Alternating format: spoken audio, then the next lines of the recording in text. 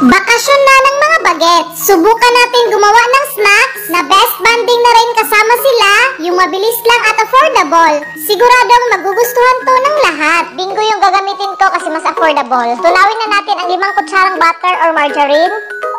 Ilagay na natin ang kalahating tasa na harina, tapos haluin natin ng mabuti. Dito na i-eksena ang tubig, dahan-dahan nating lagyan. Tapos pag ganito naka-smooth, patayin ang apoy. Gagamit ulit tayo ng tubig, 2 tasa. Itimpla natin tong 2 sachet ng gatas. Tapos 4 na kutsarang asukal.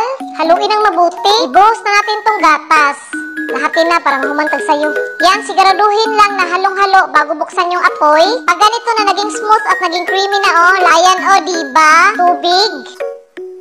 Sa part na to, pwede kape ang gamitin, pero pag may mga batang kakain, mas mabuti Milo. Haluin muna. Okay na. Itong biscuit, ilublob natin saglit para lumambot. Tapos ilagay natin sa container, make sure na malinis ang kamay ha. Ganyan lang Tapos dito na natin lagyan ng cream. Yan, ipantay lang natin Tapos yung mga durog na tinabi ko, lagay natin sa taas. Lagay muna natin to sa ref ng mga 2 oras para tuloy mag-firm. Ito na, nilagay ko sa ref ng mga umaga hanggang hapon. Yan Oops.